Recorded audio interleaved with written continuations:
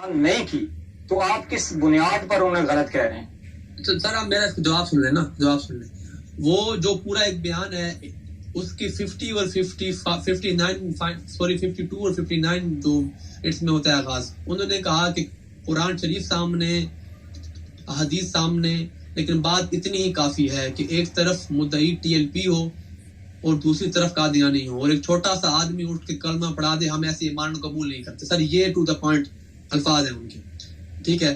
اب ابو عثمان بھائی آپ بھی ماشاءاللہ جانتے ہیں کہ فتویٰ ظاہر پہ لگتا ہے، اور وہ روایت آپ کو معلوم ہے کہ حضرت اسامہ بن زید نے جب ایک مشرک کافر کو قتل کر دیا اور جب یہ پہنچا بارگاہ میں معاملہ آقا پاک صلی اللہ علیہ وسلم کے، تو آپ نے پوچھا کہ آپ نے کہا کہ وہ مسلمانوں کو تکلیف دیتا تھا، پھر آگے کہا کہ اس نے فلاں اپنے فلاں کو قتل کیا اور نام گنوائے، اور پھر کہا کہ جب میں نے اس پہ تلوار رائی تو اس نے موت کے خوف اور تلوار کے خوف سے کلمہ پڑھ لیا، لا الہ الا اللہ محمد رسول اللہ.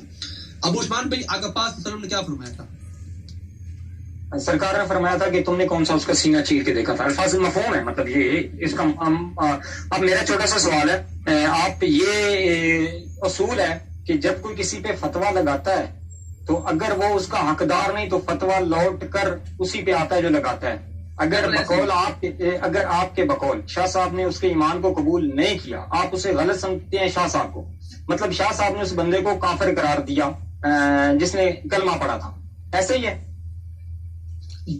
وہ شخص نہیں، اہل خانہ کی بات ہو رہی ہے. اہل خانہ کی بات کر رہے ہیں، کسی بھی اہل خانہ کی. شاہ صاحب اسے آپ شاہ صاحب کو اس پہ غلط مان رہے ہیں، تو گویا یہ کفر کا فتویٰ. عمر بھائی سن لیں، تو گویا آپ کے نزدیک کفر کا فتویٰ لوٹ کے شاہ صاحب پہ آتا ہے. جی آپ اس کا جواب سن لیں. میں نے جب یہ اس پر ہوئی نا ڈیبیٹ ہوئی تھی اس سے پہلے واٹس ایپ کے اوپر، میں نے کہا تھا کہ عزوم کفر اور جو کفر کا الزام ہے، میں اس بات کا یعنی اہل نہیں ہوں کہ میں اس کا اطلاق کروں، پہلی بات، کیونکہ یہ مسئلہ آپس میں مفتیان کا ہے. کیونکہ شاہ صاحب نے اس بات کے اوپر آپ نے کسی قسم کے بنیاد پر رائے یار آپ جب شاہ صاحب کو درست کہہ رہے ہیں تو کچھ لوگ ایسے بھی ہو سکتے ہیں کہ جو اس بات میں تحقیق کر کے غلط کہہ سکتے ہیں. کیا عمر بھائی یہی تو ہم آپ کو کہہ رہے ہیں، آپ کھل کر آئیں تو پھر بات کرنے کا مزہ بھی ہے. یہ بات کرتے ہیں کہ اگر تاثر بھائی